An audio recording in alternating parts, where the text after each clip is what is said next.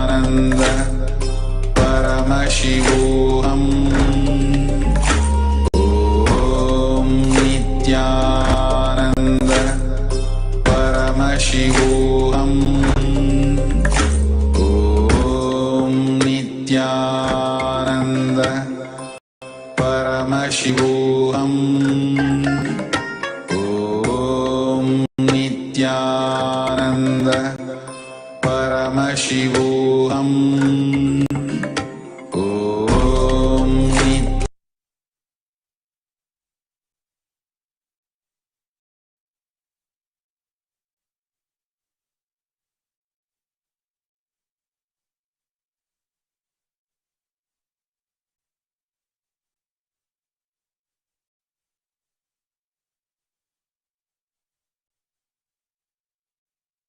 Connecting with the divine with your eyes closed is meditation. Connecting with the divine with your eyes open is darshan. Come, let us all now move from meditation to darshan. Slowly, very slowly, please open your eyes.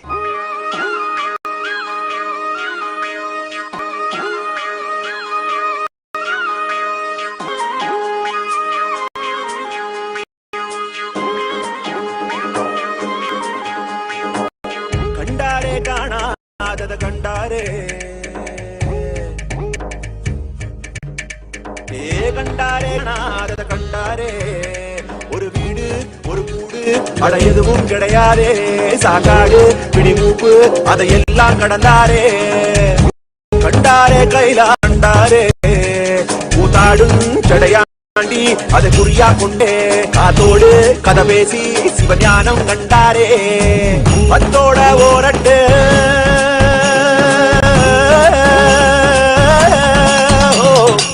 பத்தோட 18 சித்தர்கள் விளையாட்டு எத்தனை பேருக்கு இருந்தாரோ கையாட்டு சித்தங்கா போக்கு சிவம் போக்கு என சொன்னாரே பித்தங்கா போக மருந்தாக தனம் வந்தாரே வடகாசி வழிதோறும் சித்தரடி அடியாத்தி முடிஞ்சாக்கா அடையாளம் கண்டுபிடி கண்டாரே காணாண்டாரே கண்டாரே கைலாசம் கண்டாரே கண்டாரே காணாதத கண்டாரே ஒரு வீடு ஒரு கூடு அட எதுவும் கிடையாதே சாக்காடு பிடிப்பு அதையெல்லாம் கடந்தாரே கண்டாரே கைலாசம் கண்டாரே கூத்தாடும் சடையாண்டி அதை குறியா கொண்டாரே காத்தோடு கதை பேசி சிவஞானம் கண்டாரே பத்தோட ஓரட்டு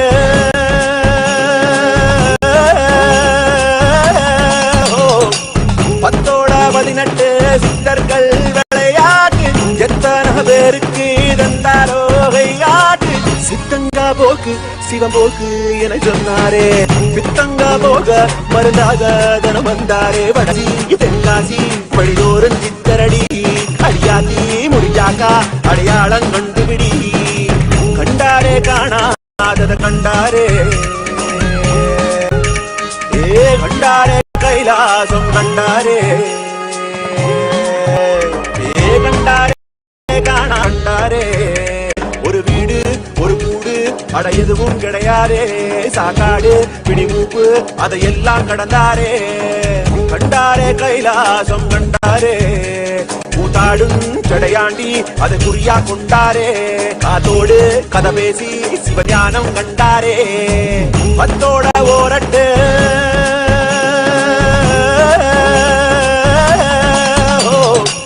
பத்தோட 18 சித்தர்கள் விளையாட்டு எத்தனை பேருக்கு இருந்தாரோ கையாட்டு சித்தங்கா போக்கு சிவம் போக்கு என சொன்னாரே பித்தங்கா போக மருந்தாக தனம் வந்தாரே வடகாசி தென்காசி வழிதோறும் சித்தரடி அடியாத்தி முடிஞ்சாக்கா அடையாளம் கண்டுபிடி கண்டாரே காணாதத கண்டாரே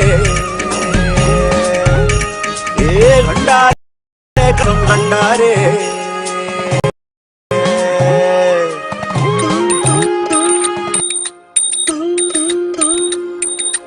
ஐயா சிவ சிவ சிவ ரக ரகர சிவ சிவ சிவ சிவ ரகர ரகர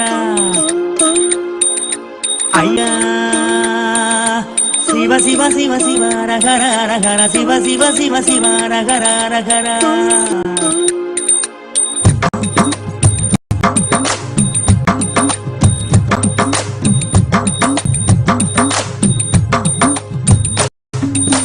ஊரறியே என் பேரறியே உறவறியே தவத்துறவறியே உள்ளொன்று புறம் ஒன்று பேசறிய உமை சிவன் போலே வேதறிய சிவ சிவ சிவ சிவ ரகர ரகர சிவ சிவ சிவ சிவ ரகர ரகர சிவ சிவ சிவ சிவ ரகர ரகர சிவ சிவ சிவ சிவ ரகர ரகர காலையும் மாலையும் கணக்கறிய நாடும் கோடும் நான் அறிய பாலையும் சோலையும் பிரித்தறிய பரம பரஞ்சோதி அடி சிறிய சிவ சிவ சிவ சிவ ரகர ரகர சிவ சிவ சிவ சிவ ரகர ரகர சிவ சிவ சிவ சிவ ரகர ரகர சிவ சிவ சிவ சிவ ரகர ஊனறிய உயிர் உடலறிய மோன பெருவழியை நான் அறிய ஆணறிய பெண்ணறிய ஆதி சிதம்பரம் நான் அறிய சிவ சிவ சிவ சிவ ரகர ரகர சிவ சிவ சிவ சிவ ரகர ரகர சிவ சிவ சிவ ரகர சிவ சிவ சிவ சிவ ரகர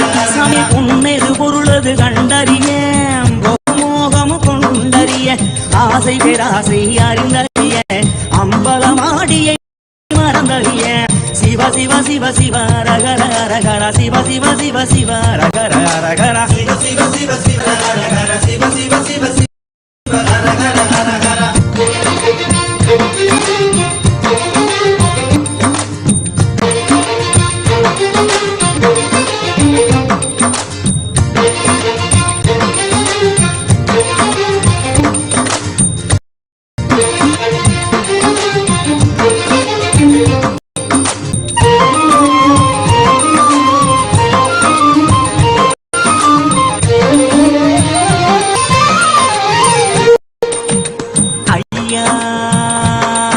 சிவ சிவ சிவ ரகர ரகர சிவ சிவ சிவ சிவ ரகர ரகர ஐயா சிவ சிவ சிவ சிவ ரகர ரகர சிவ சிவ சிவ சிவ ரகர ரகர ஆகம வேதங்கள் படித்தறிய ஆறு குளங்களில் குடித்தறிய யாகமும் யோகமும் செய்தறிய ஓமுகம் பார்த்து பணிந்தறிய சிவ சிவ சிவ சிவ ரகர ரகர சிவ சிவ சிவ சிவ ரகர ரகர சிவ சிவ சிவ சிவ ரகர ரகர சிவ சிவ சிவ சிவ ரகர ரகர சும்மா ஒருபோது இருந்தறிய சுத்த அசுத்தங்கள் பார்த்தறிய அவனி வேதன செய்தறிய அர்த்தநாரீசன் அடி சிறிய சிவ சிவ சிவ சிவ ரகர ரகர சிவ சிவ சிவ சிவ ரகர ரகர சிவ சிவ சிவ சிவ ரகர சாமி ஏடறிய சொல் எழுத்தறிய ஏற்றமும் காடும் நான் அறிய வீடறிய கொடுத்தறிய சோம சுந்தரம் அறிய சிவ சிவ சிவ சிவ ரகர ரகர சிவ சிவ சிவ ரகர ரகர சிவ சிவ சிவ ரகர ரகர சிவ சிவ சிவ சிவ ரகர உணவறிய ஊரும் உணர்வறிய உள்யது வெளியது நான் அறிய கணவறிய நனவறிய கனக சமாவரி அடி சிறிய சிவ சிவ சிவ சிவ ரகர ரகர சிவ சிவ சிவ சிவ ரகர ரகர சிவ சிவ சிவ சிவ ரகர ரகர சிவ சிவ சிவ சிவ ரகர ரகர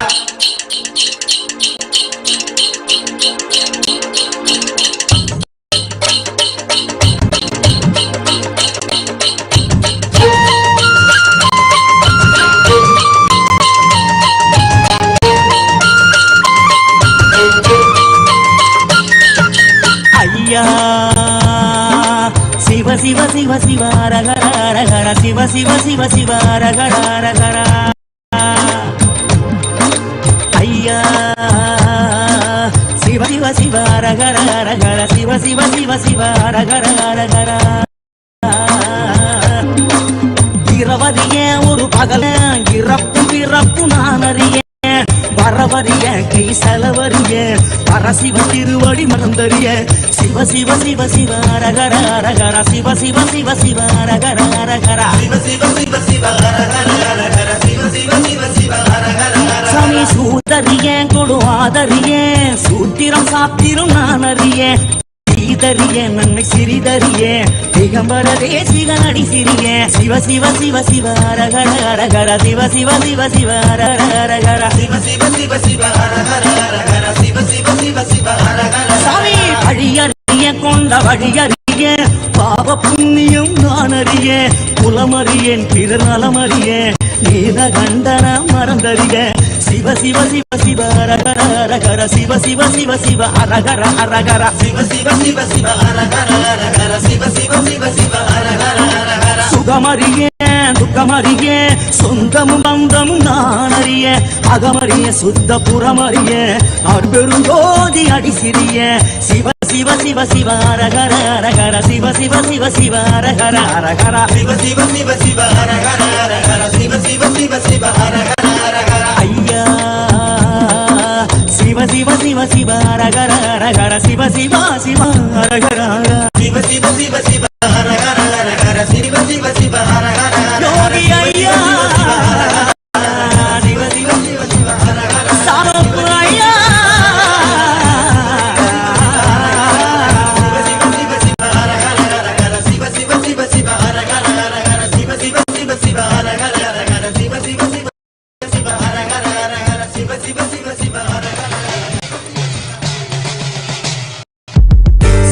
சிவ என்றே தெளிகில ரூப சிவ சிவ வாயுவும் தேர்ந்துள்ளடங்க சிவ சிவ என்றே தெளிகில ரூப சிவ சிவ வாயுவும் தேர்ந்துள்ளடங்க சிவ சிவ வாய தெளிவினுள் உள்ளாக சிவ சிவ வாயும் திருவருளாமே சிவ சிவ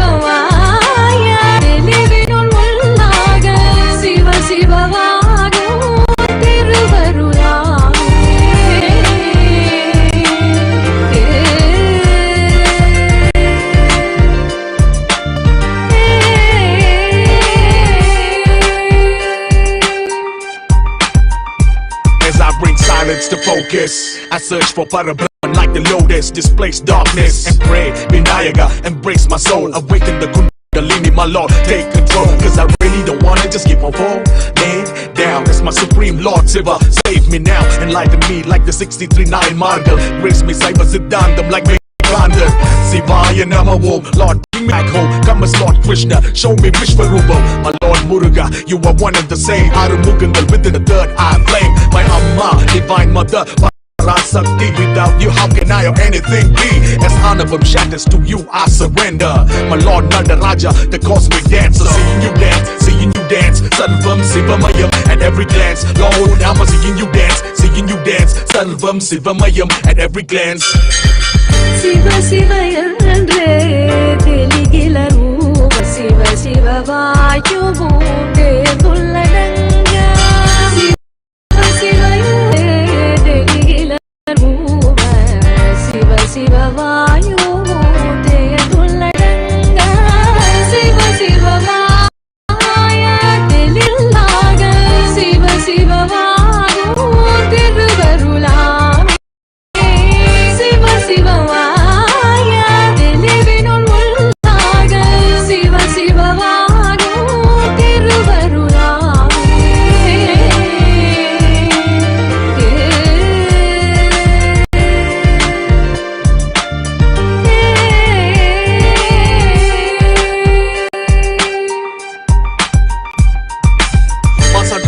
மலர்ந்த மணி சுடரே நிகின்றியது தீபுடனே கலியுக பகவதே சிவனை உடனே என்னை ஆட்கொள்வாயாக திருவமத்தின் மனதை புரிதருள்வாயாக தவணை முறை விட்டம் நிறம் முந்தரி சண்ட மோட்சம் அனையும் இந்த நட்சத்திரம் மூர்த்திகள் விஷ்ணு பிரம்மா முன் உள்ளடக்கம் வாழ்த்திட வேண்டும் ஏனெனில் இந்த தொடக்கம் நடனம் நர்த்தனம் இனி ஆடும் பொழுது சிவலோகம் திப்போரு வெடிக்கும் தர்ம சங்கடம் தீரும் பேராலை வரட்டும் நாங்கள் மரண பயமினை இளையவள் கணி காவல் கண்கள் உன்னை காண அவள் நிழல் போல தொடு பாடல் உணர்ந்திடமே பாவம் அனுப்பி வேறொன்றும் இல்லை நிலைமை மாற வேண்டும் என்பார்கள் உன் தாள் சரணம் ஈசான சர்வ வித்யானாம் ஈஸ்வர சர்வபூதானாம் ब्रह्माधिपतिर्ब्रह्मणोऽधिपतिर्ब्रह्मा शिवो मे अस्तु सदा शिवो तत्पुरुषाय विद्महे महादेवाय धीमहि तन्नो रुद्रप्रचोदयात्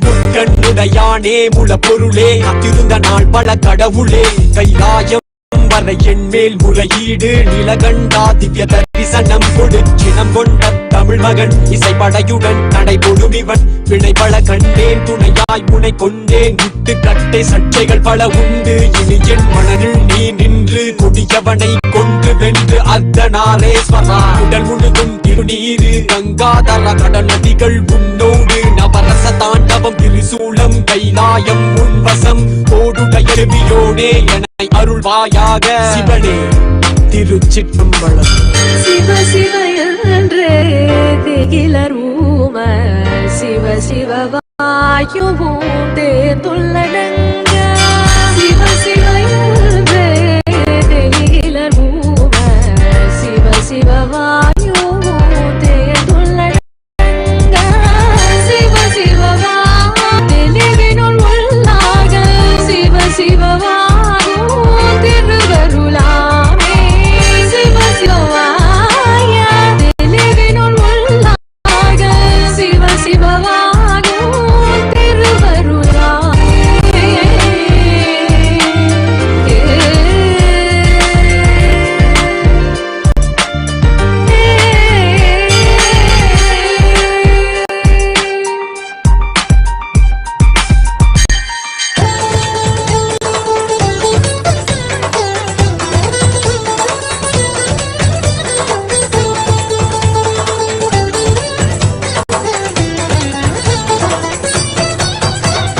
ஈசா ஈசா ஈசா ஈசா அருணாச்சல ஈசா வாசா வாசா வாசா வாசா அண்ணாமலை வாசா நேசா நேசா நேசா நேசா உண்ணாமுலை நேசா காடா இடை காட்டு சித்தா மௌன உபதேசா லிங்கா லிங்கா அருவும் குருவும் ஆன அஷ்டலிங்கா லிங்கோத்பவனே அயனறி தேட எழுந்த அக்னிலிங்கா அப்புலிங்கா இந்திரலிங்கா சந்திர குபேரலிங்கா எப்படி அன்பர் அழைப்பார் அப்படியாக வருணலிங்கா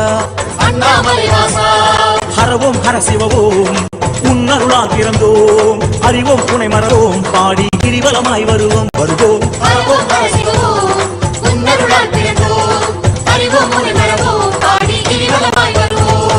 ஈசா ஈசா ஈசா ஈசா அருணாச்சல ஈசா வாசா வாசா வாசா வாசா அண்ணாமலை வாசா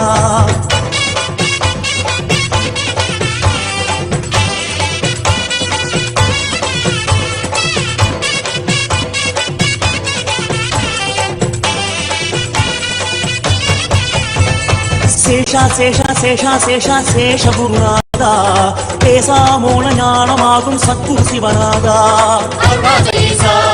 ரமணா ரமணா ரமணா ரமணா பகவான் ஸ்ரீ ரமணா அகமே சிவமாதன் எறிந்த முனியே சிவஹரணா யோகி யோகி யோகி யோகி ராம் சுரத்குமாரா விசிறி சாமி ஆகி விளங்கும் வைகுண்ட நாராயணா சிவாய சிவாய ஹரஹர சிவாய குகை நமச்சிவாய பவாய குண சிவ சம்பு வடிவான குரு நமச்சிவாய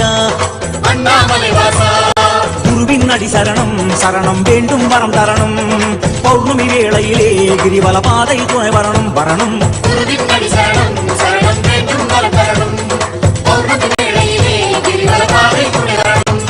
ஈசா ஈசா ஈசா ஈசா அருணாச்சல ஈசா வாசா வாசா வாசா வாசா அண்ணாமலை வாசா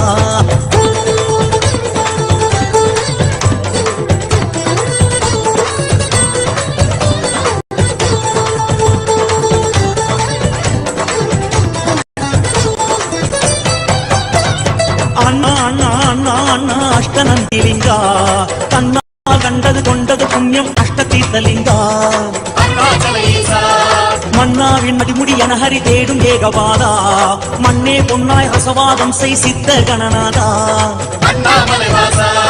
அப்பா அப்பா பலமுனி மலைக்குள் உலவும் சிவலோகா தப்பே செய்யும் தயவு காட்டிடும் அன்பிகாயானவா அம்மா அம்மா அருணையில் அடுக்கு லிங்கம் ஆயிரமா அருணாச்சல சிவயன மலை சுற்றும் மனம் சிவாலயமா படுவோம் வழிபடுவோம் மிக பணிவாய் பதம் பணிவோம் அருணாச்சல சிவவோம் பல தீர்த்தமாடி வருவோம்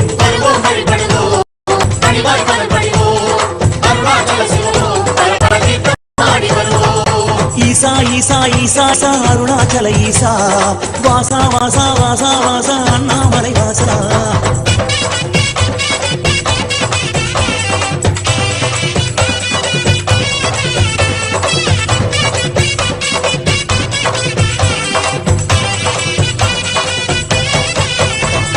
விமலா விமலா விமல சொரூபா மும்மலமற்றவனே கமலாலயம் தலை கிள்ளி இருந்த அருணாச்சல சிவனே அருணா அருணா அருணகிரியாடும் ஆதி செடுஞ்சுடரே கருணாகரணே சிவனே ஆதி அங்கமிலா ஒளியே தீவா தீவா தீவா தீவா கார்த்திகை சுடரோனே வாவா வாவா அணி அண்ணாமலை அட்டனாரீசனே சித்தா சித்தா சித்தா சித்தா சித்த சிகாமணியே சொத்தா பத்தா எல்லாம் நீயே சோதிமலையானே வேண்டும் வரம் வேண்டும் உன்னை மறவா மனம் வேண்டும் அண்ணாமலை ஒளியே உன்னை ஜோதியாக வேண்டும்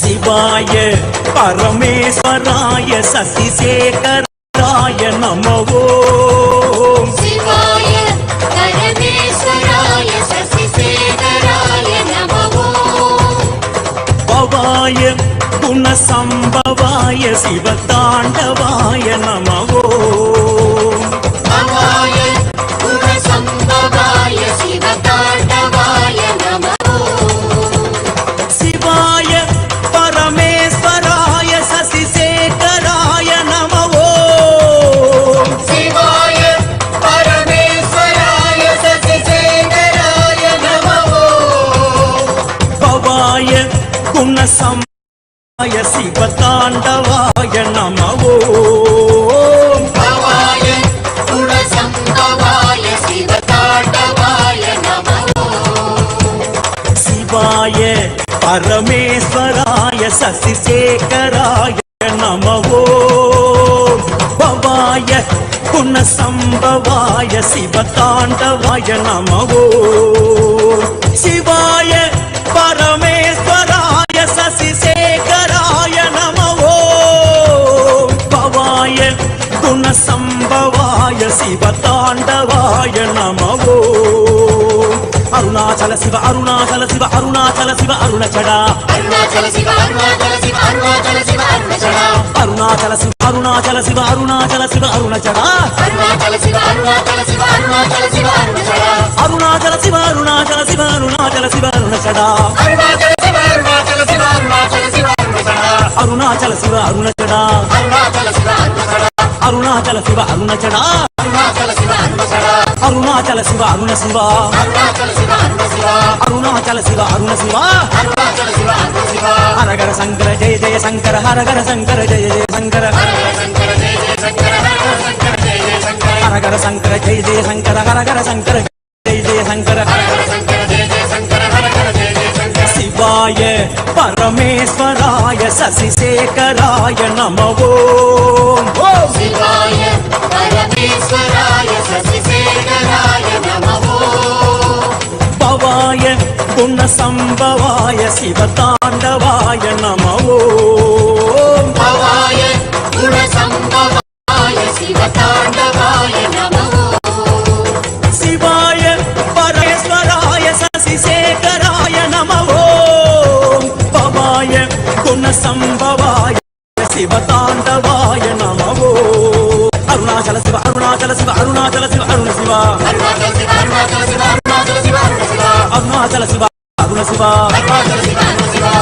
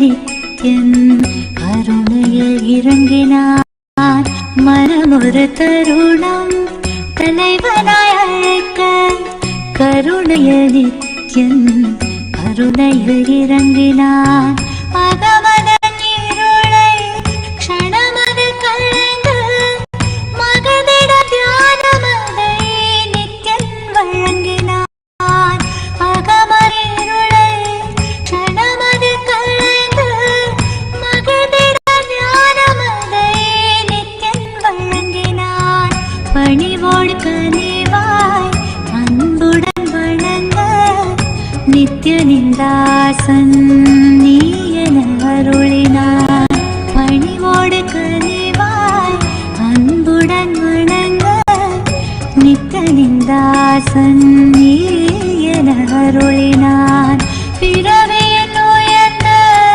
பயனதை அடைய பரவசம் மிகுந்த நிலைக்கென்னை உயர்த்தினான் பிறவியின் உயர்ந்த பயனதை அடைய கென்னை குணம் தலைவனாய் அழைக்க கருணையில் நித்யன் கருணையில் இறங்கினான்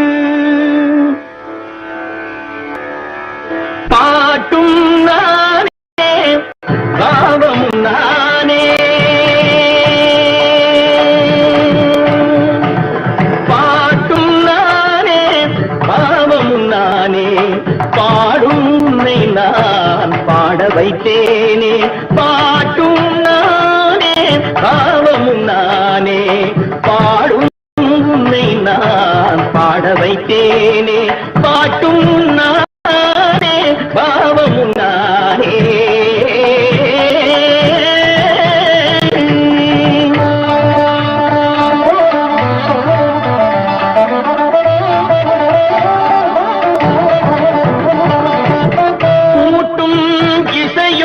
கூட்டின் முறையும் காட்டும் என்னிடம் கதை சொல்ல வந்தாயோ கூட்டும் இசையும் கூட்டின் முறையும் காட்டும் என்னிடம் கதை சொல்ல வந்தாயோ பாட்டு நானே பாவமும் நானே பாடும் உன்னை நான் பாட வைத்தேன் பாட்டும் நானே பாவமும் நானே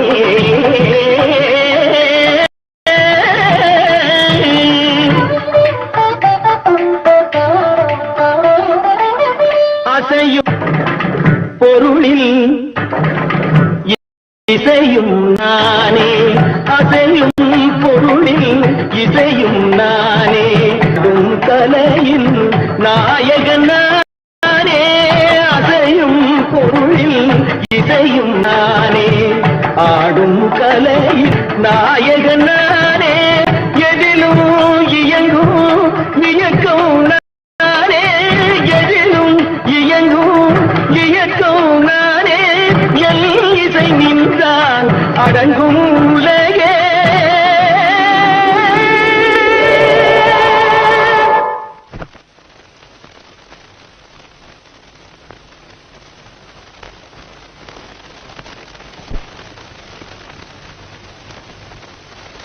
நான் அசையும் அகிலமெல்லாமே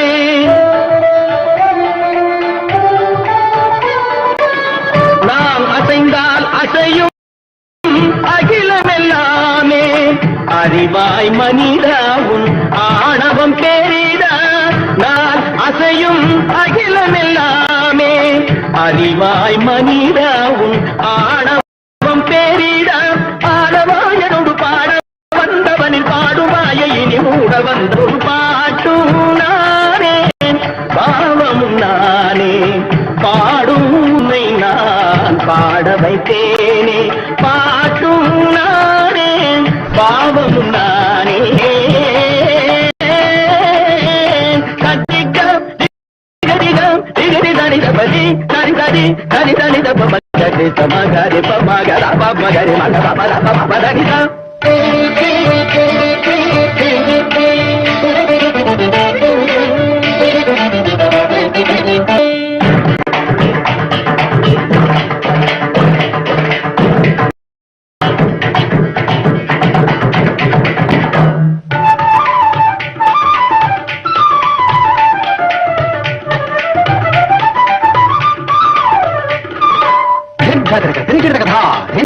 జుమ్మకు జుమ్మకు జన జుమ్మకు జన జుమ్మకు జుమ్మకు దిందా దిందా జుమ్మకు దిందా ఇందా సగరిగ సరిని దరిని దరి దని దబ మామని దరి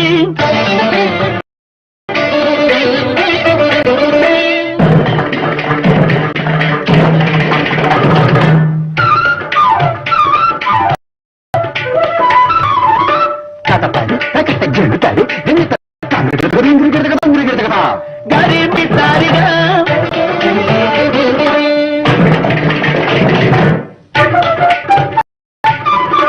కజం కజం Karkata నిదరిగమా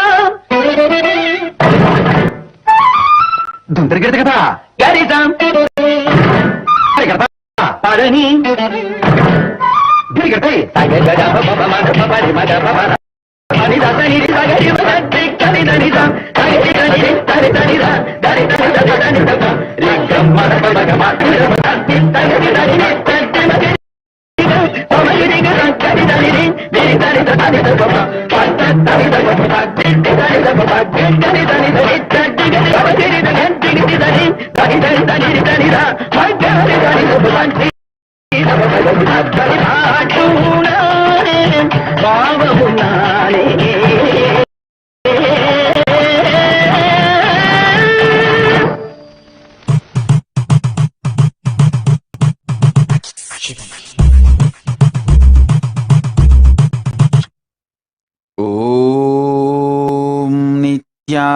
नित्यानन्देश्वर परमशिवसमारम्भाम् नित्यानन्देश्वरि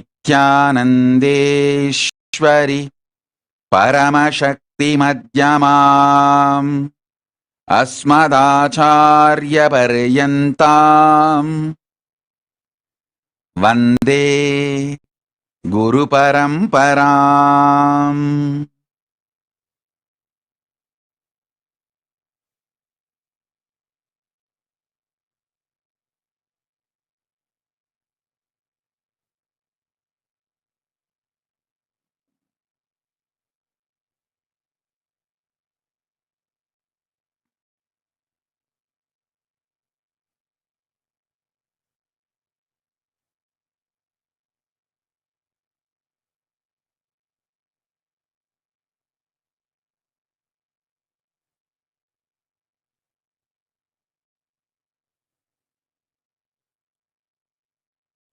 I welcome you all with my love and respect. I welcome all the living, practicing Hindus, everyone sitting with us all over the world. I welcome all of you, my love and blessings.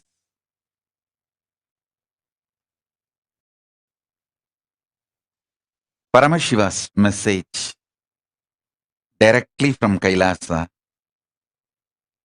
Listen.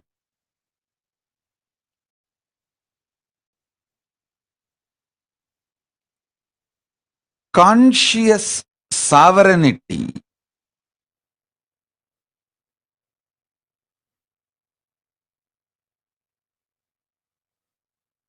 not only brings you the freedom, it brings right purpose for your freedom. not just health, right reason why you should be healthy. Not just wealth, right reason why you should be wealthy. Not just freedom, right reason what for you need freedom, what kind of freedom you need. Understand? Not just powers, what kind of powers you need for your fulfillment. Not just freedom, bringing the purpose for your freedom. Not just bliss, bringing the purpose for your existence.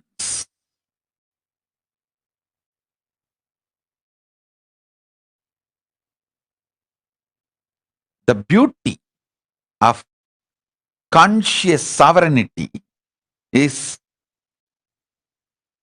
the moment you hear this truth, get initiated, your inner space expands to that level. You can never go back to the old past, same old personality or identity. You can never back to be same old. That's why that initiation is always called, Shakti Pada is always called, giving you second birth, rebirth. Initiated one who got the Shakti Pada is called Dvija, reborn. Because once you receive Shakti Pada, you can never go back to the same old existence, identity. One would sing, that's your freedom. But you can never go back to be the same person. Listen.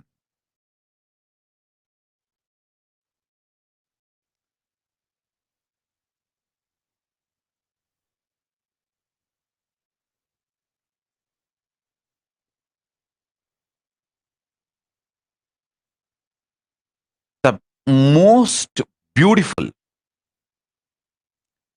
absolutely beautiful thing that can happen to life is constantly delete past, constantly upgrade yourself.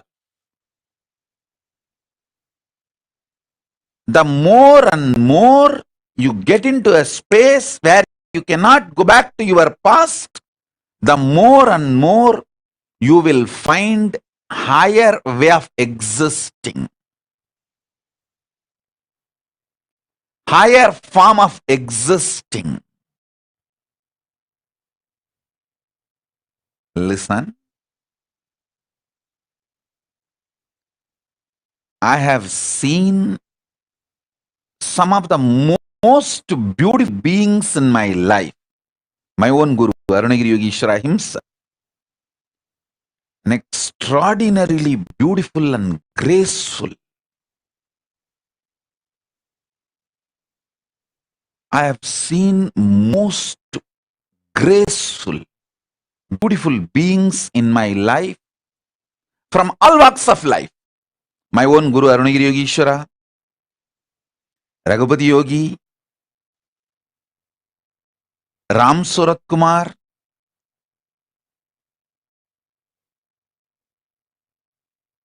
at least all these names I uttered, they are all not bound by certain responsibility or organization or organized living.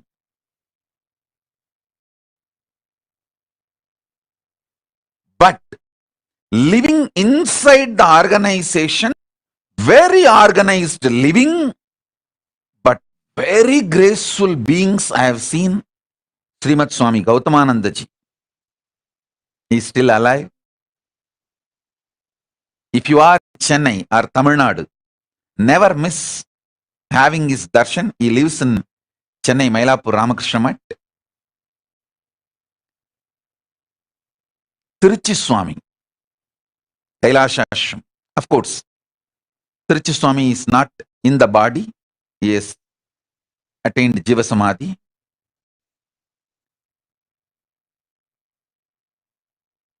Some of these beings, especially Srimad Swami Gautamananda ji, he is within the organization. Very organized living. But I have seen him in close quarters.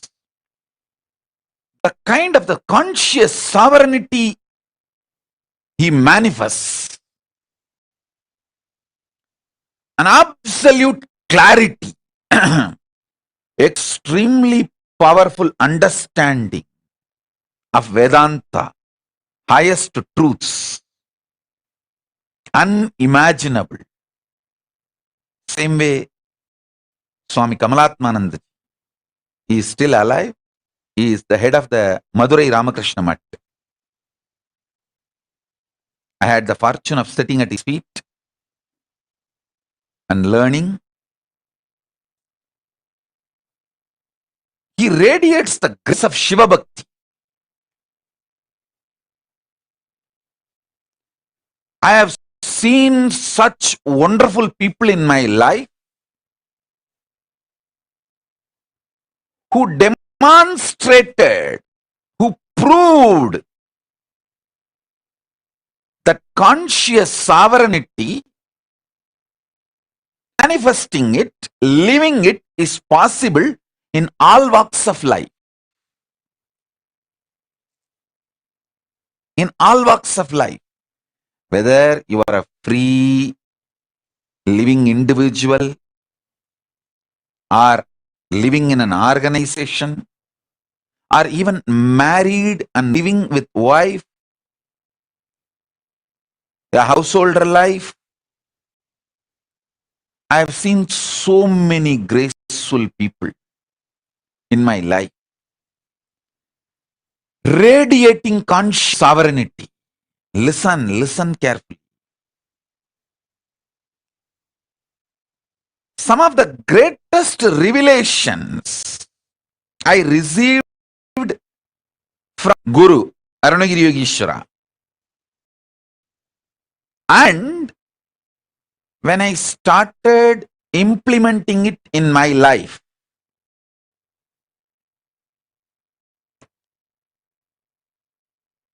and when I started teaching, and when my disciples who are initiated by me, when they started implementing in their life, and when they came back and gave me the feedback, the right, wrong, good, bad, success, failure,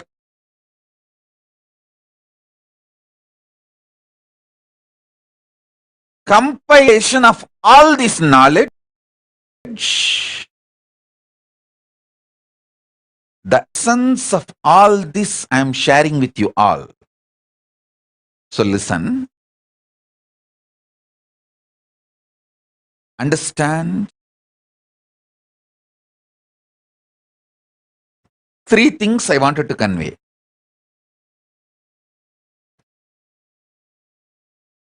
Conscious sovereignty brings not just health for the way you want to live your life.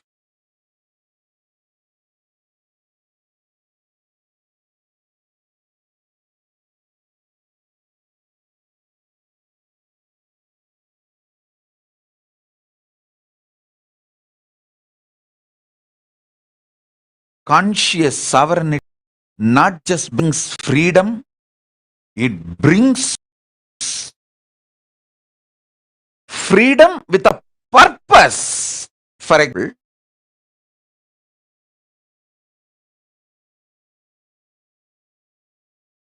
you are suffering with diabetes,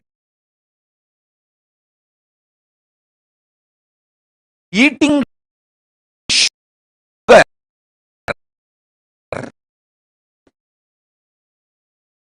can't I even have a freedom to eat sugar?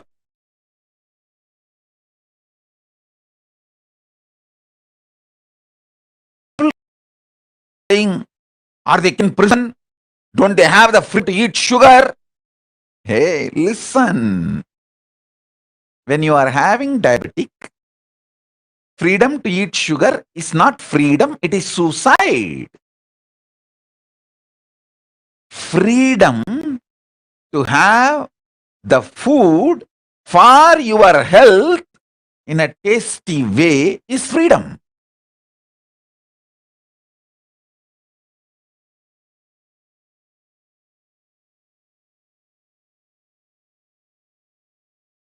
Freedom to do what you want with the right purpose is freedom. See, realizing the right purpose of your life and having freedom to live it, progress towards it is freedom. I feel so happy when I see Soumya and her mother, both of them in the Hyderabad, when they come, religiously they will sit. Especially mother is elderly person, but even if she feels little sleepy, because now it's already 11 o'clock, late night in India. But I have never seen her missing the satsang. Actually, this is freedom.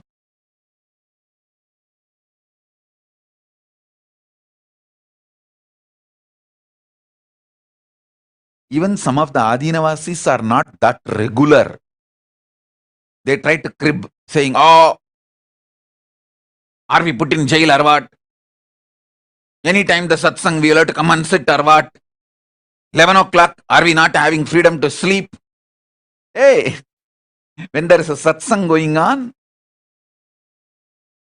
if you have all the infrastructure and you are freed from all other work or responsibility to attend the satsang is the real freedom.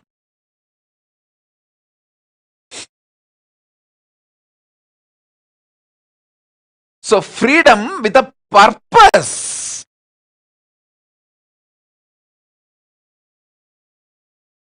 Understand? Freedom for your purpose, freedom.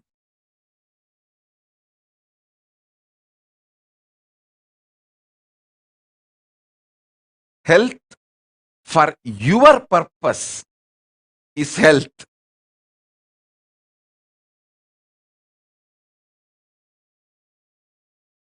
Wealth for your purpose is wealth.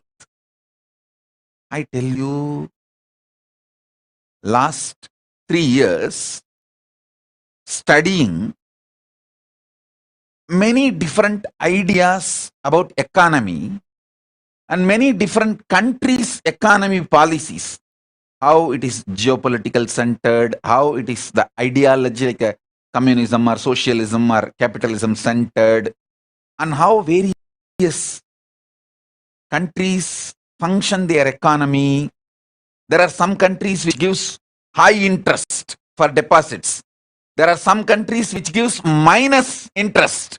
Means they take money from you, keep your money. So all kinds of economies I studied. I wanted to tell you all few things.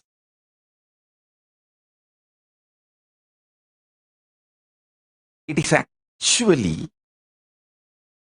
knowing your higher purpose, conscious sovereignty makes you really wealthy. I tell you, still planet Earth functions Varnashrama Dharma.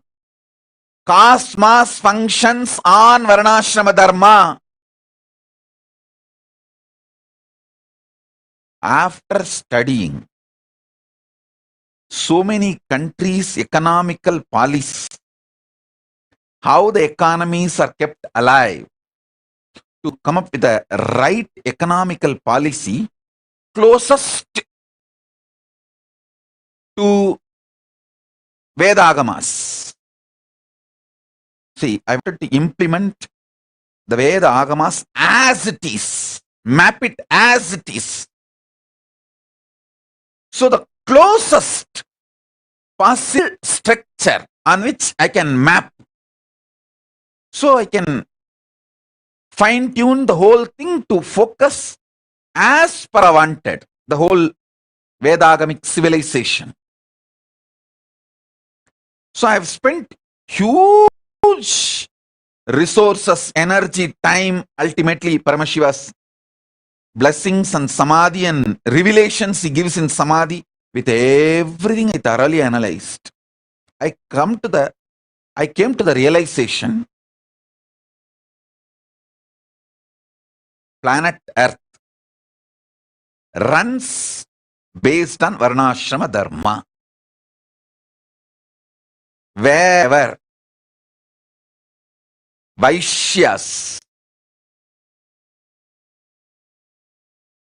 exist with their Vaishya Dharma, that nations become wealthy.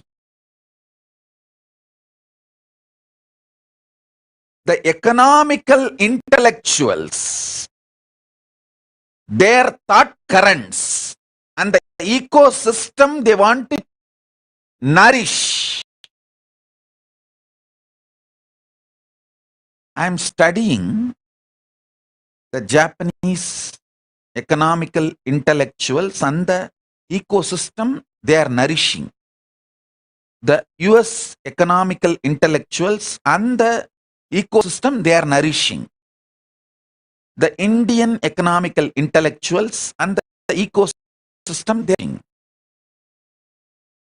All this I studied.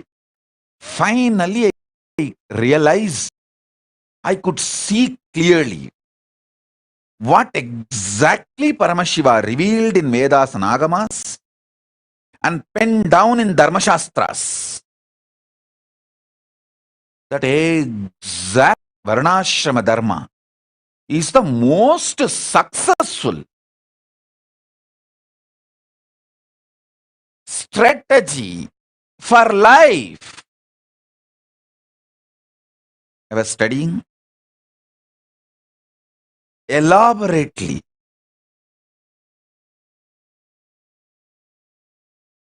I'll give you just understandings. This will be directly useful for your life.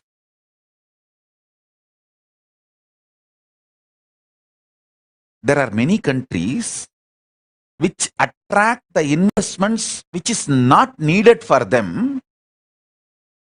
Those investments become load on them, and then they try to lend with less interest rate just to rotate that money and keep that money circulating because they don't know what to do. And those loans become NPAs, non-performing assets, in 3 to 5 years. It's a vicious circle. They are caught in vicious circle, having wealth without purpose. The conscious sovereignty is not nourished. Listen. If the conscious sovereignty in you is nourished, you build muscles, not fat.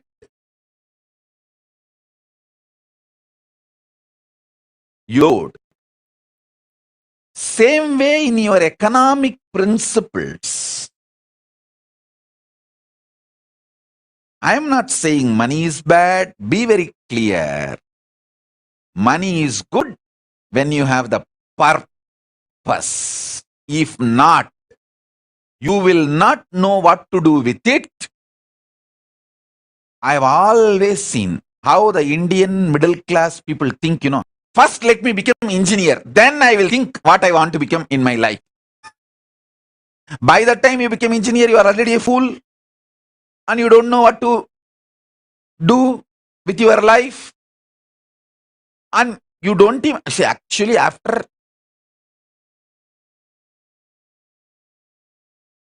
completely dampening you with the dumbest ideas, and all outdated machineries which can be seen only in museum.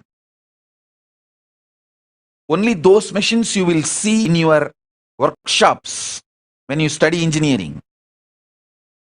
The great museum pieces. Only after all this is done, the certificate engineer is given to you.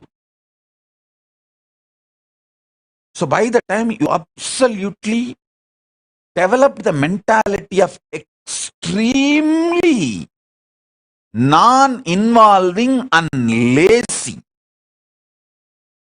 and your expectation just because you are here, the society should serve you.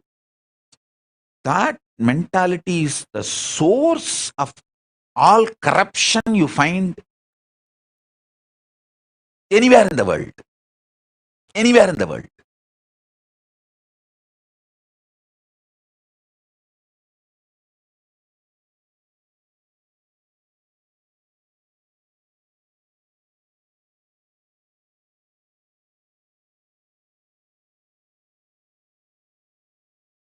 Listen carefully.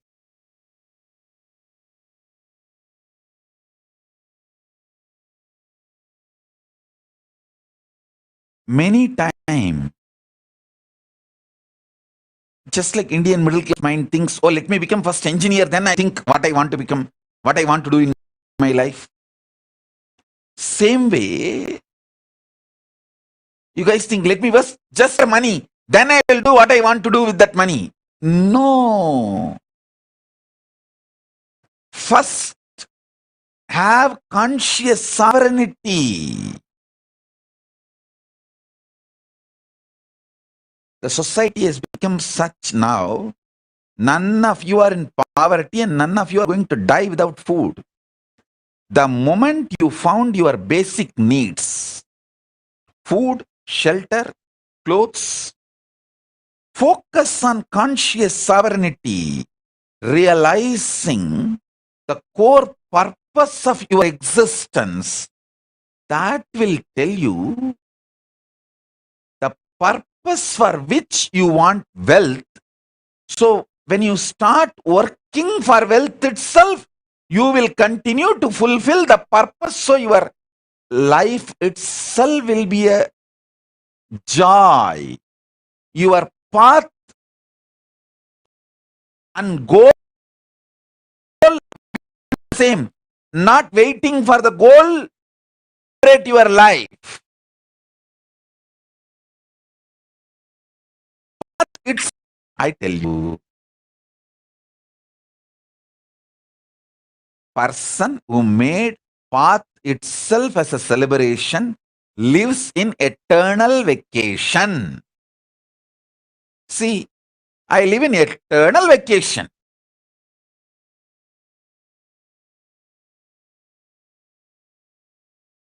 I work 24/7 and I live in eternal vacation.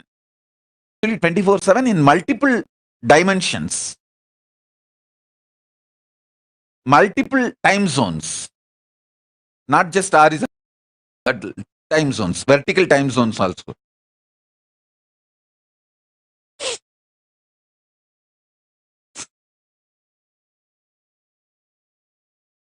Understand,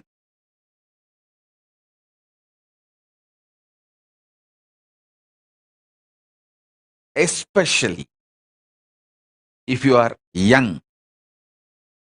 When I say young, connected with me below 30. If you have connected with me below 30, you are eternally young. I will never let you age. I don't like getting aged.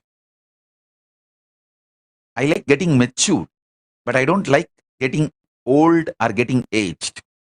So I will not do anything to you which I don't like.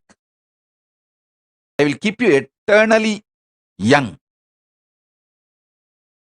If you met me before 30, you are blessed. This is the time to find conscious sovereignty. Focus on that. if you met me before 30, I make you 16 and keep you 16 ever. Listen,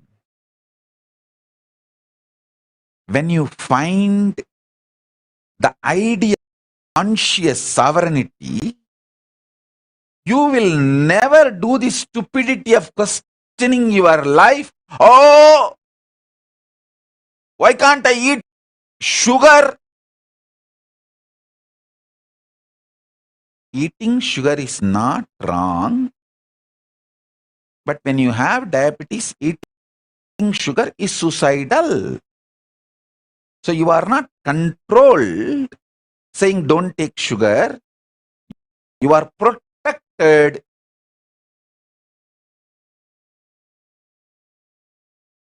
with the understanding taking sugar is suicidal when you are diabetic. Even otherwise, taking sugar is not good for health. That is separate. I am telling you, listen. People think, let me find wealth, then I'll decide what I want to do. Hey, by the time you find wealth, you abused you and built a wrong mental setup. When will you break that? That breaking that becomes a big headache.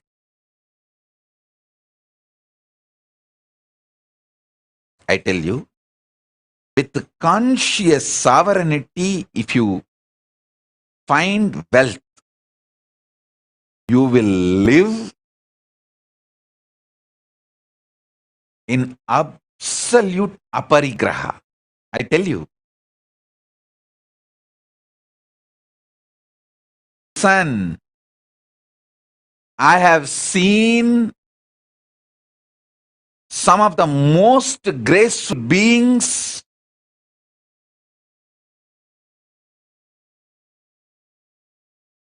demonstrating minimalist lifestyle, literally having the amount of wealth equivalent to kings. Whether Tiruchiswami is the founder and head of the Kailasha Mahasamsthana in Bangalore, which has branches all over India.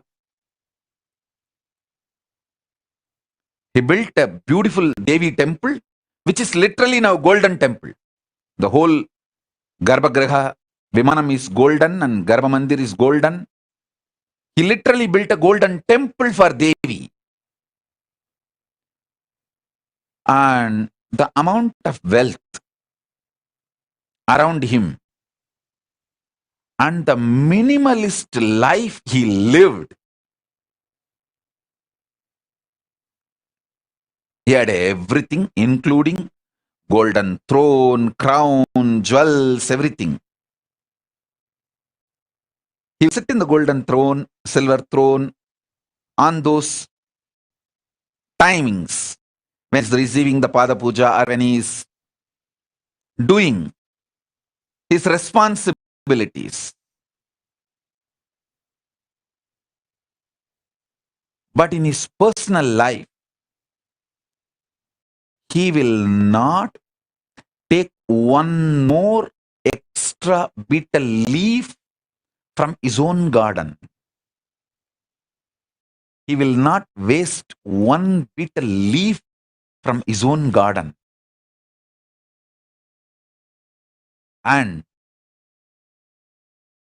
he will not get the third set of dress for his personal room.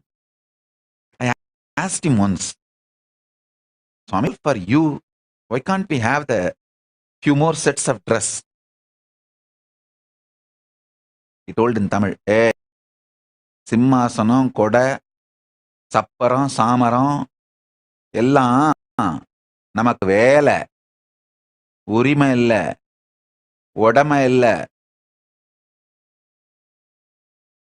Means the palki, all the umbrella, paraphernalia, throne, All that is our job, responsibility. Neither right means neither we are the owners, nor it is ours. Listen.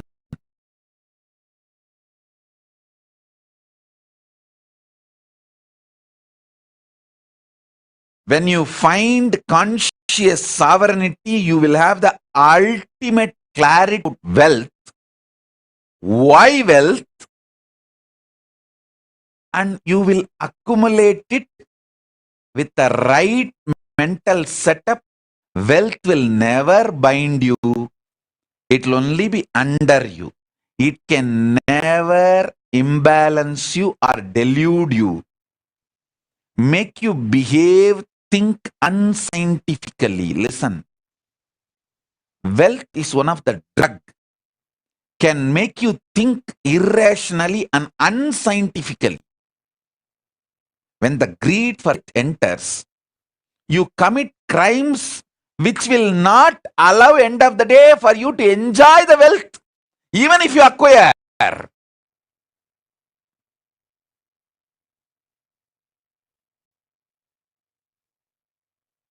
That's a funny thing. Listen, greed for wealth is nothing but unconscious lifestyle. The conscious sovereignty will make you realize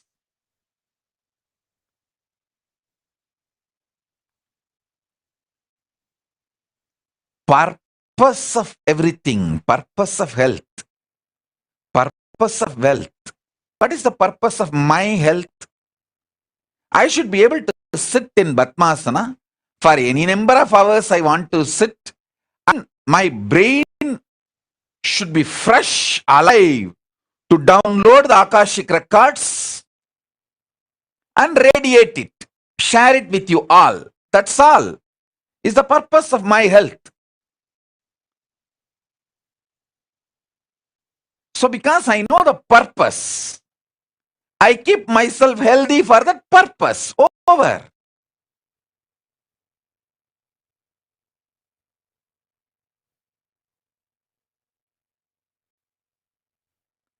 My purpose is my body should cooperate with me to be in samadhi continuously and sit and initiate people, teach people whenever I want to do.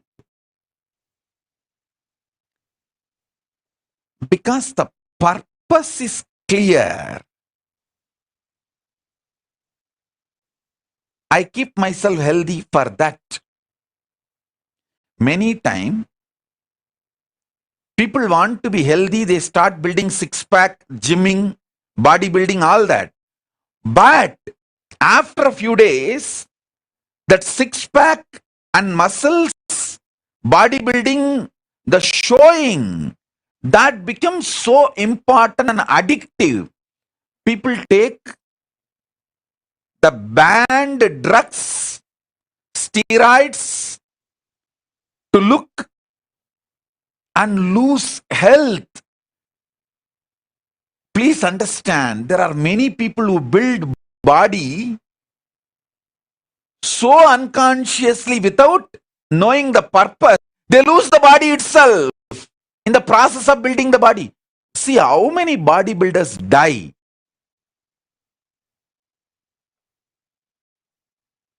By taking the wrong drugs, steroids to show.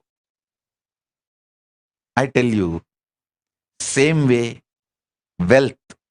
There are so many people unconsciously acquired wealth and don't know what to do. That load kills them. Our people around them exploit them, bind them, destroy their life, and life is lost. So in every level, conscious sovereignty is the first truth you should start experiencing. This should be your priority.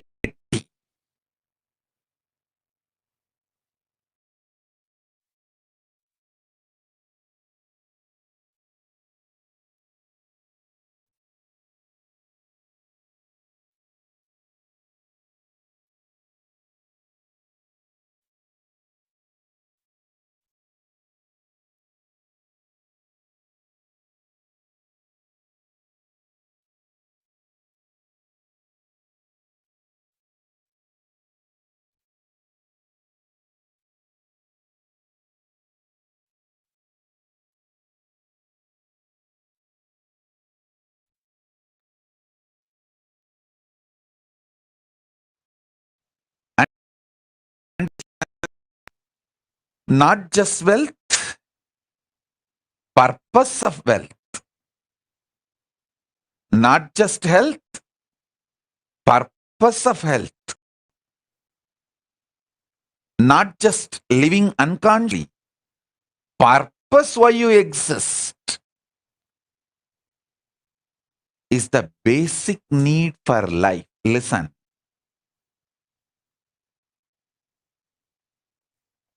delusion is suicidal.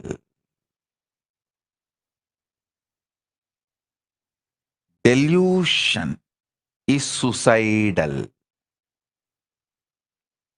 in every level. Delusion is suicidal.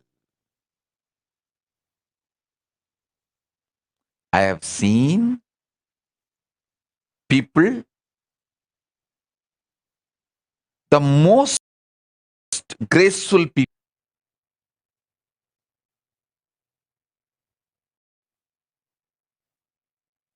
and I have also seen most stupid people.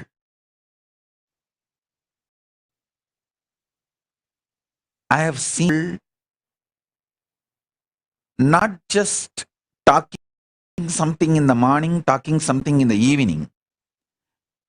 Even in one conversation, the beginning they will talk some logic, and just in few statements they will completely opposite to the logic with which they started. I have seen sometimes people having one logic and talking for the other logic. I have seen that level lose. That kind of deluded people.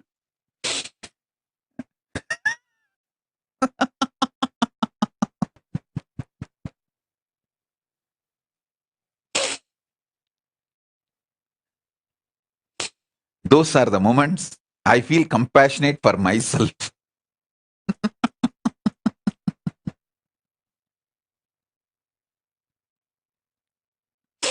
I feel really compassionate for myself.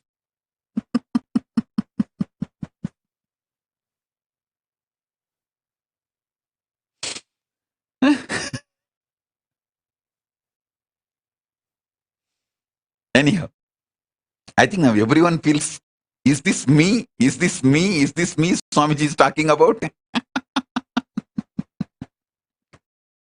Is Swamiji thinking of me and telling this statement? Is Swamiji thinking of me and telling this statement? Anyhow, listen, I have seen all kinds of people. With my experience, I wanted you to know time spent on understanding conscious sovereignty is the best time spent. Understand?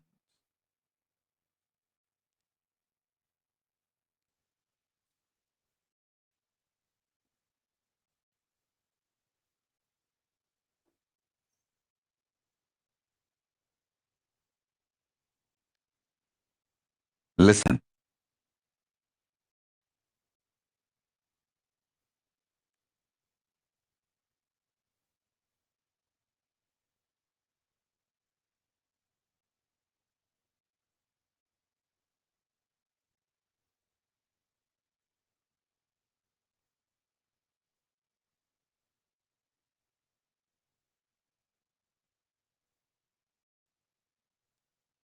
Even manifesting powers manifest the right power for your purpose. Understand? The purpose you want to exist.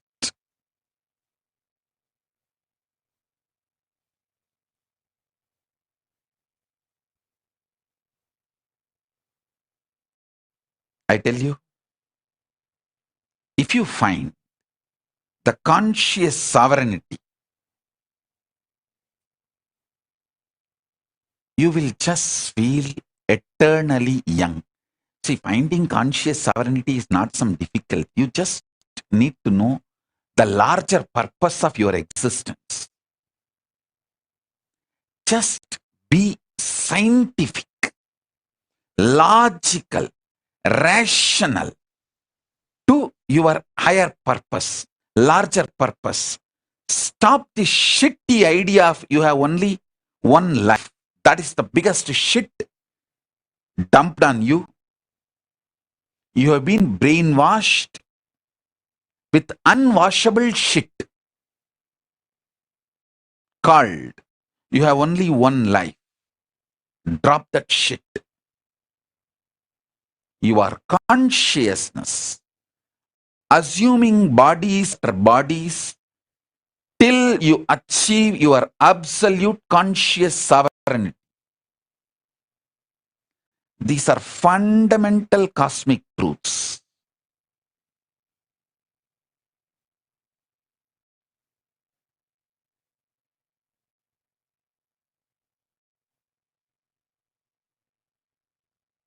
Start looking at your life with these fundamental cosmic truths. Understand?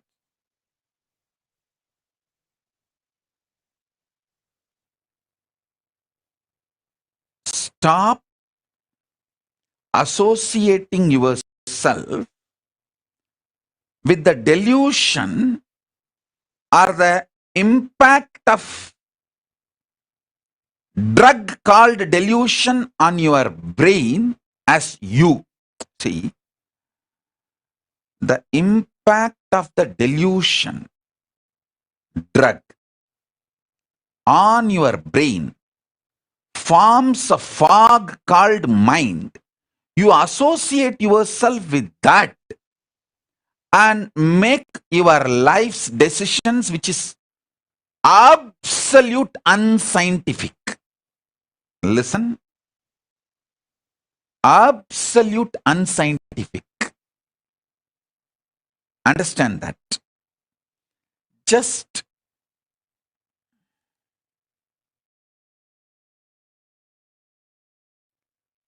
listen. Be scientifically scientific, logically logical, rationally rational. As I said just now, Tiruchi Swamigal or Swami Gautamanandaji, the wealth around them is much more than kings will have. But they lived such absolute minimalist lifestyle because they know the purpose of wealth. I learned exactly from my gurus.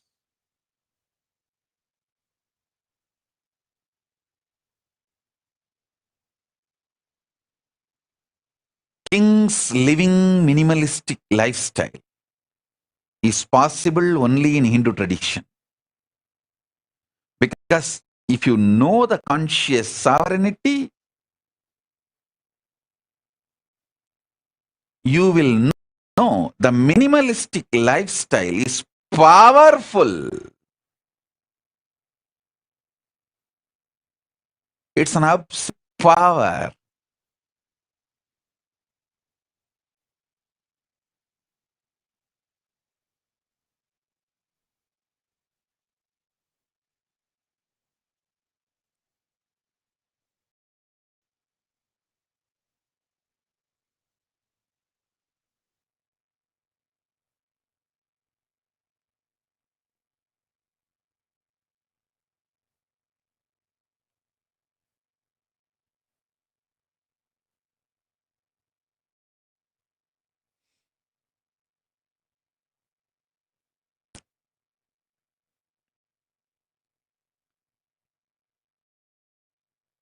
This whole Chaturmasya, I name it as conscious sovereignty Chaturmasya.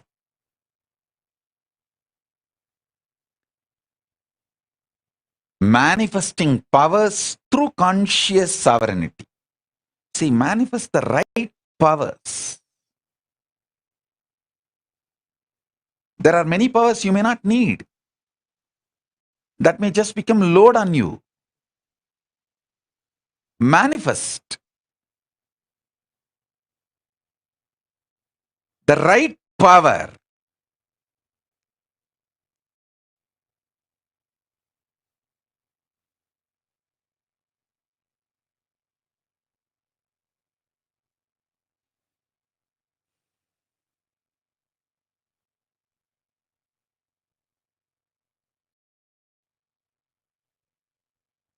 Especially manifest powers by breaking the prenatal patterns called karma and postnatal karma called patterns. Break them and manifest powers. You will know exactly what kind of powers you need. If you are addicted to food pattern, break them. Then you will see the Nirahara manifest as a power, and not only you become healthy and you are free from addictions, you live long. Listen. If you are addicted to food patterns, I have a great news for you. Break those addictions through proper Nirahara Samyama step by step and manifest powers.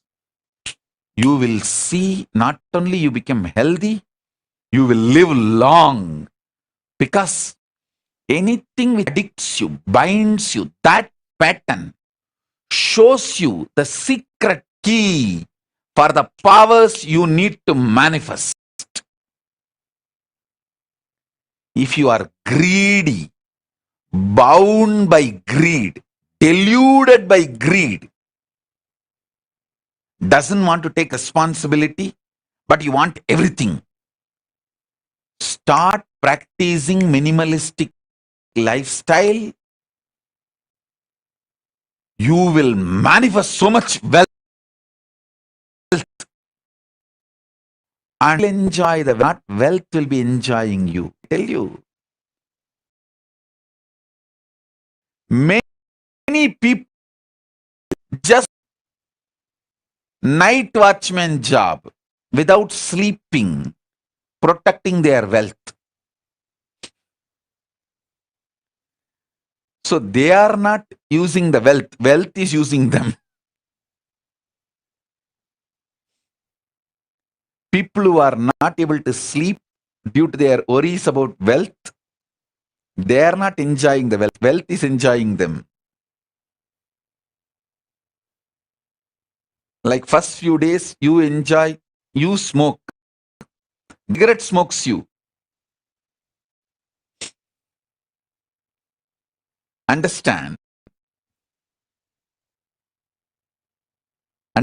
what I am trying to tell you.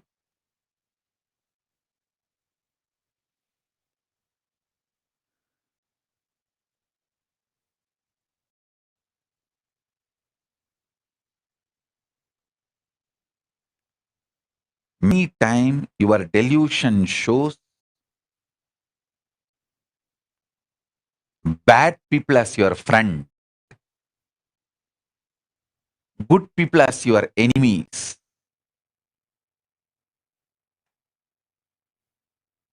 The pressure of hormones, chemicals, frustration inside you.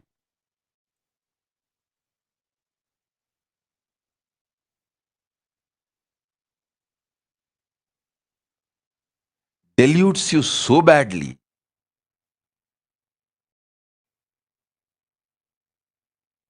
Conscious sovereignty is the only solution.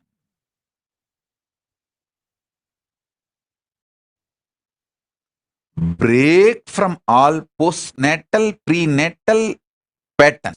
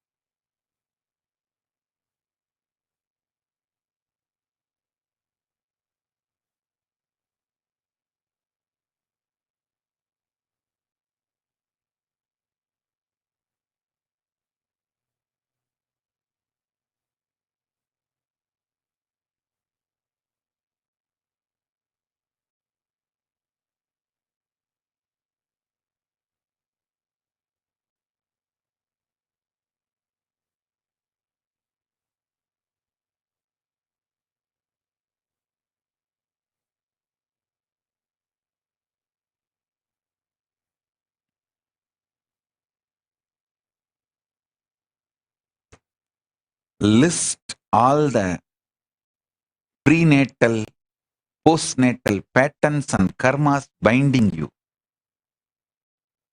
Those patterns hold the secret key. What powers you should manifest and what kind of powers is right for you.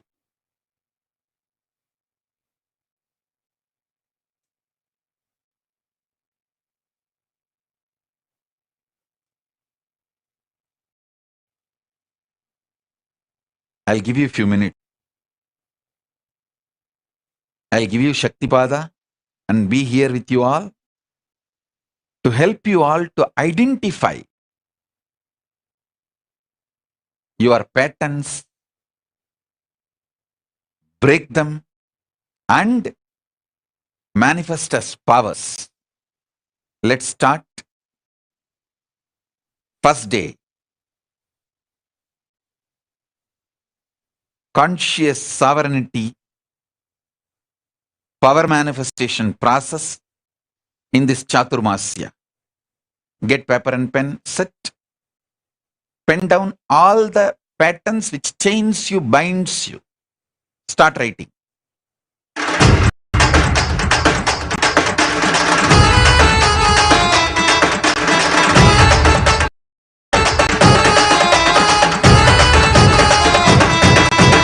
அண்ணாமலையில் பிறந்தான் புவி எண்ணாதை கொண்டிட நித்திய தீரேழு லோகத்திற்கெட்டா ஈசன் முக்தி நெறி அருளவே நித்தியனாய் பூலகிற்கு வந்தம்மை ஆட்கொள்ள தேவர்களை காத்திட வைத்தான் தாயாய் பேரருள் புரிய உடல் ரோமம் சிலிர்த்திட நித்தியனாய் வந்து அண்ணாமலையில் பிறந்தான் புவி எண்ணாத யோகமை கொண்டிட நித்தியன் தீரேழு லோகத்திற்கெட்டா ஈசன் முக்தி நெறி அருளவே நித்தியனாய் அண்ணாமலையில் பிறந்தார் திருவண்ணாமலையில் பிறந்தார்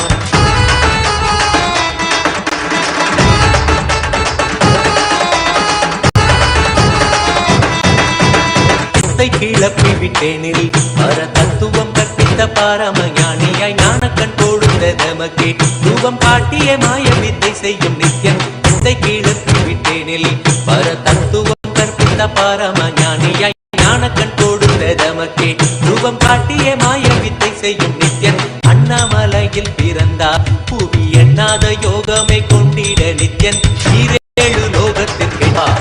ஈசன் முக்தி நெறி அருளவே நித்யனாய் அண்ணாமலையில் பிறந்தார். நித்யன் அண்ணாமலையில் பிறந்தார்.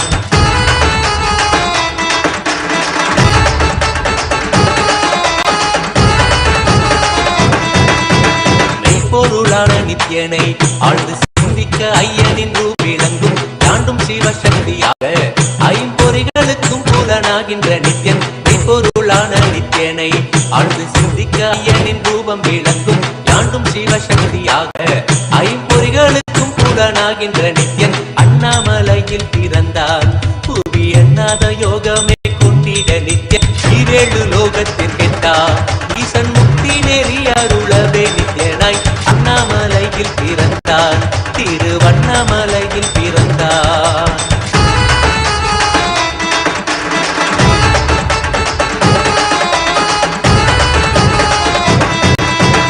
உள்ளும் பூரமும் இருந்து உயிர் பக்குவமாக்கிடும் பரமனாம் நித்யன் ஞானப்பாடி தங்கள் ஏழும் கொண்ட ஞானமும் ஆகியே ஆண்டிடும் நித்யன். உள்ளும் பூரமும் இருந்து உயிர் பக்குவமாக்கிடும் பரமனாம் நித்யன் ஞானப்பாடி தங்கள் ஏழும் கொண்ட ஞானமும் ஆகியே ஆண்டிடும் நித்யன் அண்ணாமலையில் பிறந்தார். புவி எண்ணாத யோகமே கொண்டிட நித்யன் ஈரேழு லோகத்தில் கேட்டார். ஈசன் முக்தி அருளவே நித்யனாய் அண்ணாமலையில் பிறந்தார். நித்யன் அண்ணாமலையில் பிறந்தார்.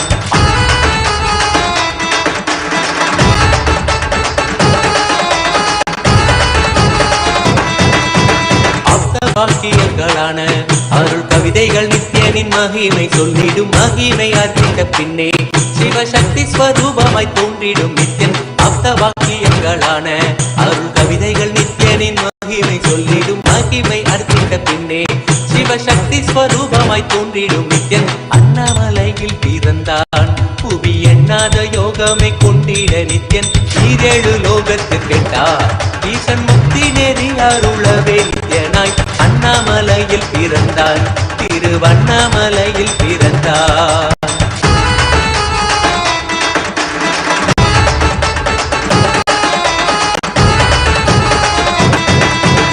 புண்ணிய கேத்திரம் தனிலே நித்யன் உன்னத நீலை மூலத்தில் வருமே. விண்ணவர் மன்னவர் ஒப்ப அகிலம் ஆளும் கீர்த்தியுட ஈசன் நித்யானந்தன். புண்ணிய கேத்திரம் தனிலே நித்யன் உன்னத நீலை மூலத்தில் வருமே. விண்ணவர் மன்னவர் ஒப்ப அகிலம் ஆளும் கீர்த்தியுட ஈசன் நித்யானந்தன் அண்ணாமலையில் பிறந்தார். யோகமே கொண்டிட நித்யன் ஈரேழு லோகத்தில் கேட்டார். ஈசன் முக்தி நெறி அருளவே நித்யனாய் அண்ணாமலையில் பிறந்தார். நித்யன் அண்ணாமலையில் பிறந்தார்.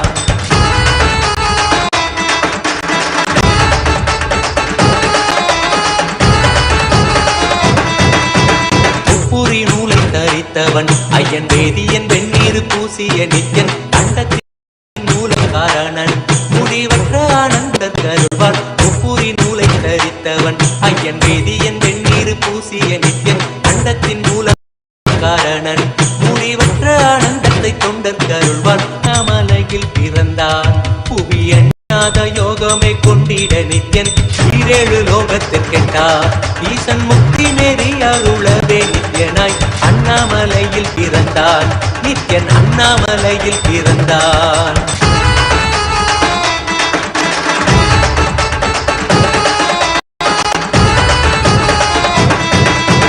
பேரறிவு பொருள் நித்யன் உலகாளும் ஊரை மன்னவர் கழித்தவன் அர்த்தநாரீஸ்வரனாக அருள் செய்திட்டே எம்மை ஆட்கொண்டிடும் நித்யன். பேரறிவு பொருள் நித்யன் உலகாளும் ஊரை மன்னவர் கழித்தவன் அர்த்தநாரீஸ்வரனாக அருள் செய்திட்டே எம்மை ஆட்கொண்டிடும் நித்யன் அண்ணாமலையில் பிறந்தார்.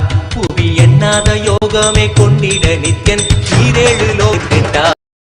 ஈசன் முக்தி நெறி அருளவே நித்யனாய் அண்ணாமலையில் பிறந்தார். நித்யன் அண்ணாமலையில் பிறந்தார்.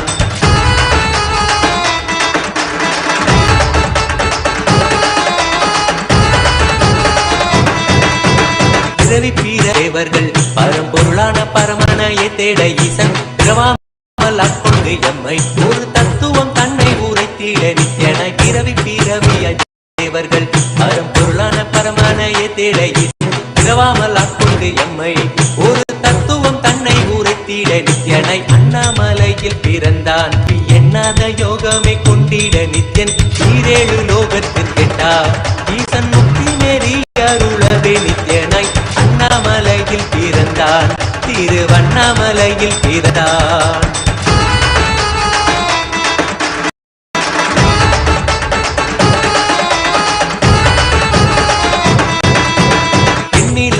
உடையவன் என்னும் எண்ணம் கடந்த முதற் பொருளானவன் பிறவி எழுத்தே சலிக்க அருள் தாகத்தை தீர்த்தன் வினைகள் களைந்தான். எண்ணில்லா வடிவமுடையவன் என்னும் கடந்த முதற் பொருளானவன் பிறவி எழுத்தே சலிக்க அருள் தாகத்தை தீர்த்தன் வினைகள் களைந்தான். அண்ணாமலையில் பிறந்தான் புவி எண்ணாத யோகமே கொண்டிட நித்யன் ஈரேழு லோகத்தில் கேட்டார் ஈசன் முக்தி நெறி அருளவே நித்யனாய் அண்ணாமலையில் பிறந்தான் நித்யன் அண்ணாமலையில் பிறந்தான்.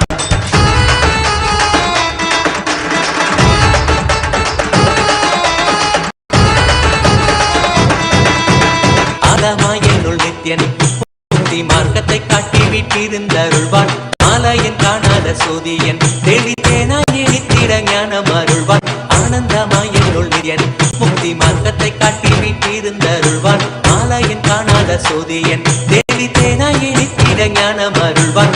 அண்ணாமலையில் பிறந்தான் புவி எண்ணாத யோகமிட நித்யன் அருளவே நித்யனாய் பிறந்தான் நித்யன் அண்ணாமலையில் பிறந்தான்.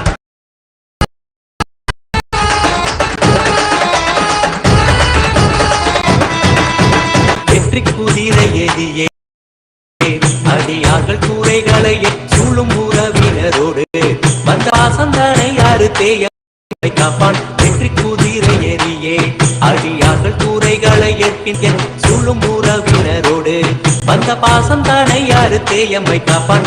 அண்ணாமலையில் பிறந்தான் புவி எண்ணாத யோகமே கொண்டிட நித்யன் ஈரேழு லோகத்து கேட்டார் ஈசன் முக்தி நெறி அருளவே நித்யனாய் அண்ணாமலையில் பிறந்தான் நித்யன் அண்ணாமலையில் பிறந்தான். நித்யனை பற்றுவதொன்றே உபாயம் என்பதானால் பற்றி பிடித்தோம் நித்யன் பாதம் ஒன்றே சதம் அவன் நாமம் சொல்லியே நித்யானந்தம் கொள்ளுவோம். நித்யனை பற்றுவதொன்றே உபாயம் என்பதானால் பற்றி பிடித்தோம் நித்யம் பாதம் ஒன்றே சதம் அவன் நாமம் சொல்லியே ஆனந்தம் கொள்ளுவோம். அண்ணாமலையில் பிறந்தான் புவி எண்ணாத யோகமே கொண்டிட நித்யன் ஈரேழு லோகத்தில் கேட்டா ஈசன் முக்தி நெறி அருளவே நித்யனாய் அண்ணாமலை பிறந்தான் திருவண்ணாமலையில் பிறந்தான்.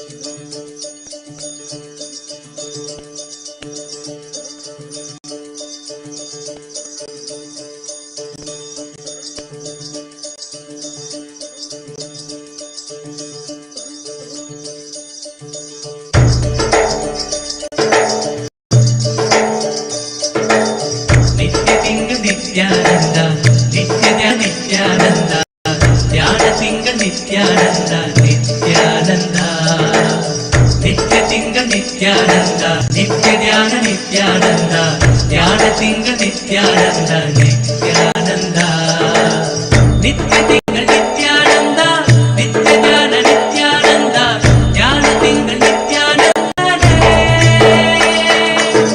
நித்ய திங்கள் நித்யானந்த நித்ய ஞான நித்யானந்த ஞான திங்கள் நித்யானந்தனே நித்யானந்தனே நித்யானந்த சத்யவேதனே நித்யானந்த வேத ரூபனே நித்யானந்தனே நித்யானந்தனே Nityananda Satya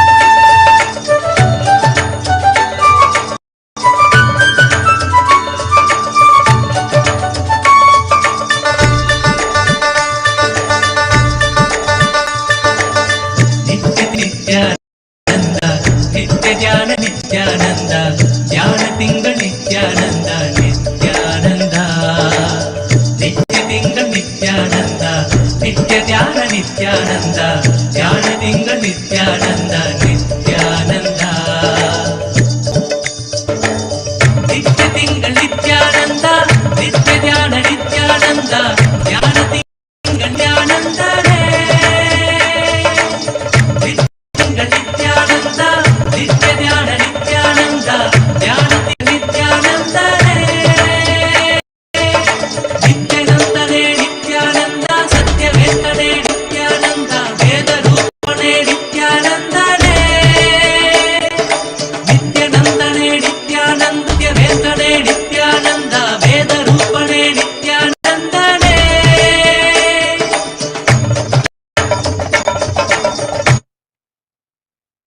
Bless you all as a living, complete manifestation, as a living Purnavatara of Paramashiva. I all, let's all radiate with integrity, collective integrity, authenticity, responsibility, enriching, causing, living Paramadvaitam, Shuddhadvaita Saivam, the state, space, being, powers, superconsciousness and Kailasa of Paramashiva. Paramashivoham Om Nityananda Paramashivoham. That bliss Nityananda. Thank you. Be blissful.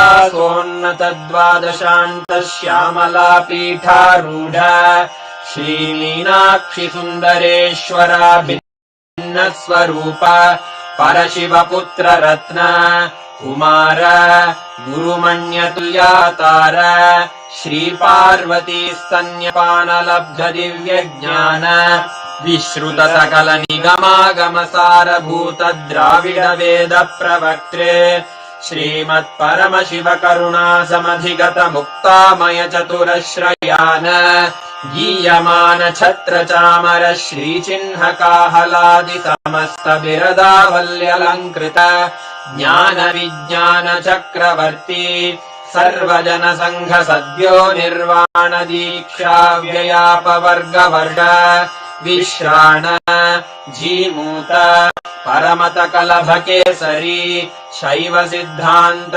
स्थापनाचार्य Shri राजाधिराज पांड्य महाराज गुरु क्षपण शाक्यादि महांधकार निवारण ज्ञान भानु वीक्षणानर्हार्ह ध्वजोच्छेदन पूर्वक श्रीमद्वृषभध्वज स्थापक शैव समय कर्त्रे सर्वज्ञ पीठारूढ़ श्री जगद्गु श्री ज्ञान संबंध देशिक स्वामी वागीश सुंदर माणिक्य वाचक स्वामिनां अवतार भूत श्री ज्ञान संबंध स्वामी पुद्धृत श्यामला पीठ